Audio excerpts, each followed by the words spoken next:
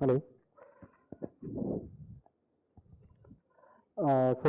Very good afternoon, everyone. I am Professor Kirtiraj Gaikwad from Packaging Technology Division, Department of Paper Technology, IIT Roorkee. So, as you can see, my presentation topic is latest research and development, especially in the area of the packaging. And I'm focusing on some areas which have not been touched in the first session, and especially from the academia point of view, and how academia research is, why it is very important for the commercialization or the technology transfer in the packaging industry.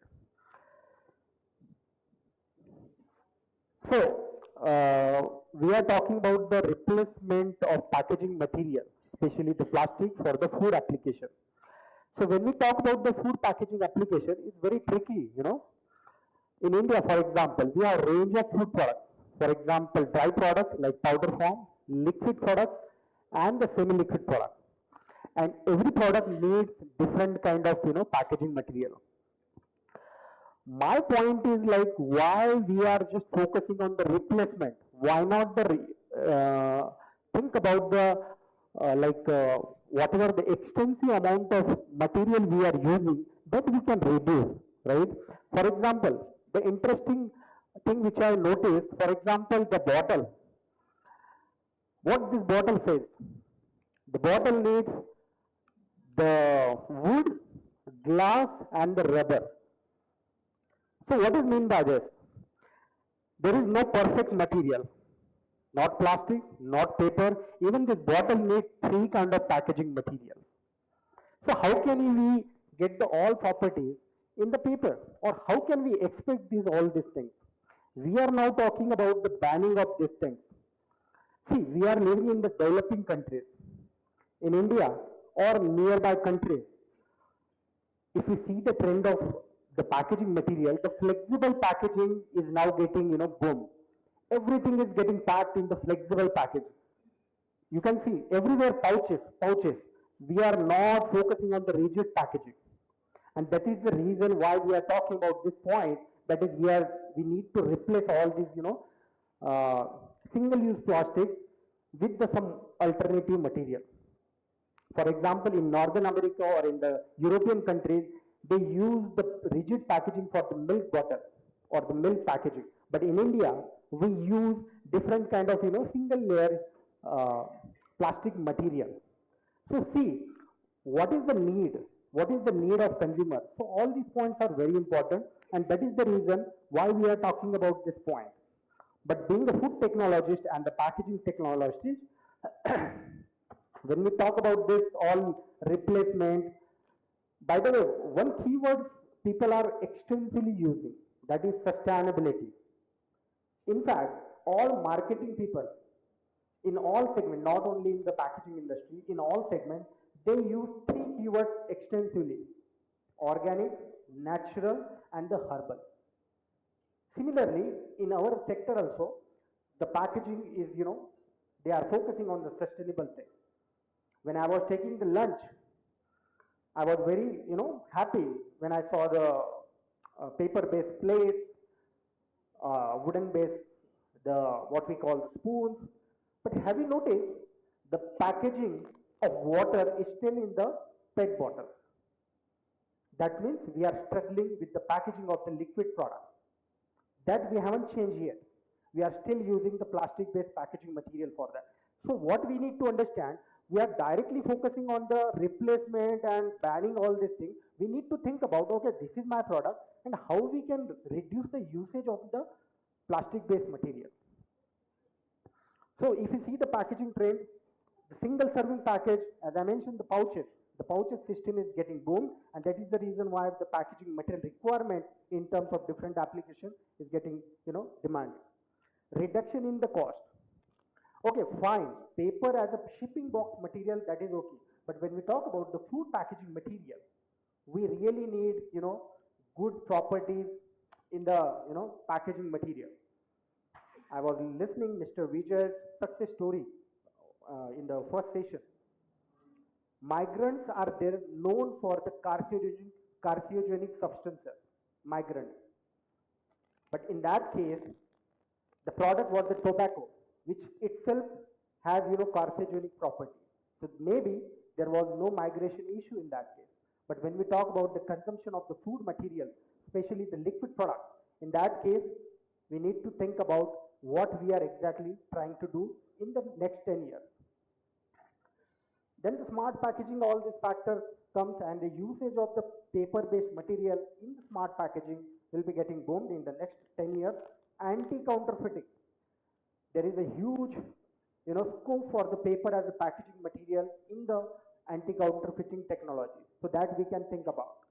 Printing technology, we need good printing, and the recycled versus virgin material, this will be the trend. So I would like to show some quick, research what academicians they are doing in terms of especially the food packaging area with the use of the paper-based packaging material. So, for example, as you can see that photochromic, the paper indicator, as I was talking about the anti-counterfeiting technology, so usage of this kind of indicator which show the quality of the food product, that will be the different usage. Because see, when we talk about the paper technology or the paper packaging, we just talk about the manufacturing of the paper from different sources, making the table wares or table cutlery. But we can apply such kind of things where migration will not be an issue. And you can stick to the traditional packaging material with the main component. So such kind of, for example, as you can see in the picture, so this kind of indicators will show the activity in particular light, so that you can analyze, okay, my package has what kind of qualities. Then nowadays we are talking about the sustainable material. So why only the packaging material should be sustainable? Whatever the material should be you are using, that also should be a sustainable. So for example, natural dyes and all things that we can use, and we can make for example, the paper-based colorimetric indicator. For example, you must have seen like the quality taster for the what we call the milk. So you can use this kind of dyes, and you can make the quality indicator for your milk, adulteration detection. Cellulose-based, fiber-based, the food packaging, because as we all know, my research area is the food packaging broadly. So when we talk about the fiber-based or the paper-based or the biopolymeric-based, the main thing we stuck with mechanical strength, barrier properties. Still, I mean, when we talk about the liquid packaging or the semi-liquid packaging or acidic food, in that case, this will be the biggest challenge. So with the use of different kind of modification in the cellulose structure, we can utilize this material for the food packaging application. For example, this paper you can see that the wrapping, whatever the paper we are wrapping for the fruits and vegetables, so that can be if you are adding some kind of antimicrobial agent into that, or some additives or active agents, so that you can extend the shelf life. For example, the ethylene scavenger that we can enhance, and we can increase the shelf life, and simultaneously the loss what we are getting in the food supply chain. Similarly, because when you talk about the food material, especially the meat-based products, the quality enhancer or the quality indicators are very important. So what we are doing is, whatever initially it was used to make from the polymeric-based material, but now we are replacing with the different kind of the cellulose-based, or we can say the paper-based material. Then the antimicrobial packaging is not only good, I mean, scope in the packaging industry or the food industry, but also in various sectors, because this considered as a specialty paper. So antimicrobial packaging is one of the things where we can utilize for the different kind of fruits and vegetable application or extension of the shelf life for that, and different kind of the products. For example, this is the one of the example of ethylene scavenging paper from the pine needle. I mean, development of paper from the pine needle is not a new thing. What is the new thing is addition of active agent into that, and that will act during the storage area or something like that. We all know fruits and vegetables are they produce ethylene. So if there is a scavenger for the ethylene, so we can make this kind of packaging, what we call in the industry that is active packaging material. Barrier coating, we all know, you guys are from paper industry, we all know what is the importance of this barrier. So, but still, I believe that uh, for the food safety point of view, the paper as a direct contact material or the primary packaging is still, still struggling when we talk about the FSSI guideline and some agencies guideline. So this is one usage of different kind of biomaterials in the modification of the barrier properties for the paper is a new area. But we need to understand what is the availability of materials, what we are claiming for that. Otherwise, it will be no shortage of what we call the raw materials that we are talking about. As you can see in the picture, this is some case studies which I got. Agri waste paper.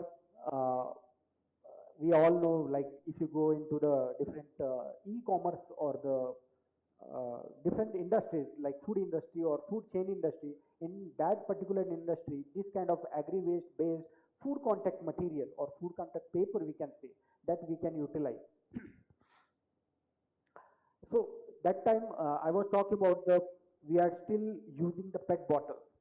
There are a number of companies who claim that they made this kind of, what we call the paper based bottle. But in commercialization aspect, they are still struggling. And we get so many calls from the industry as an IIT professor that they need very sound, good barrier property with, particular thickness, like especially in terms of the oxygen and the moisture. But as we all know, though we are doing different kind of coating, the holding of water or the, liquid, that will be the biggest challenge in the industry. Right from the shampoo company till the food industry, they are all focusing on the making the bottles.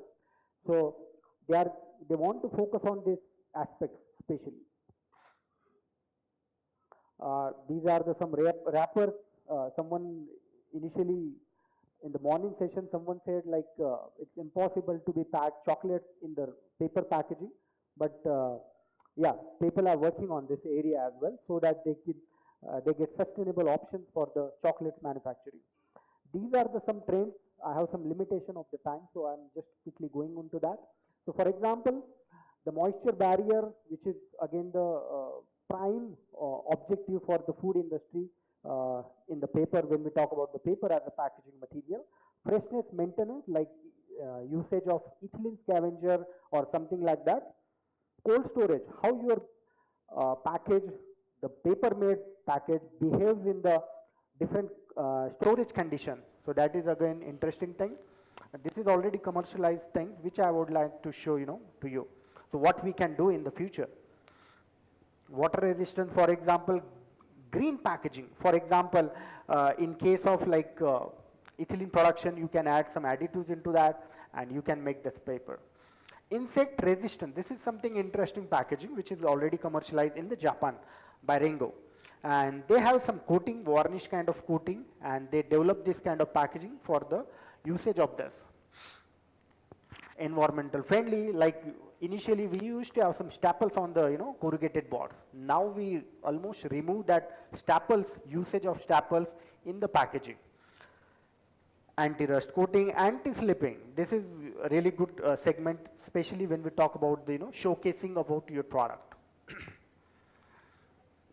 Then when we talk about the concluding remark, see, it's a good to talk like, okay, we need to use green materials, sustainable, but how many of you really want to pay extra money? That is the thing. How many of you really want to pay extra money? I mean, it's good to talk, but in reality it's very different. So in concluding remark, what I will say, the main function of the packaging, that is protect, inform, contain and transport, that should not be lost. If your package is migrating, that means there is a huge trouble with your package. So I'm not against any kind of like barrier coatings and all, but we should not compromise with the food safety. And this was my concluding remark. This is my lab. Thanks to my the PhD students. That's it for today from my side. Thank you so much.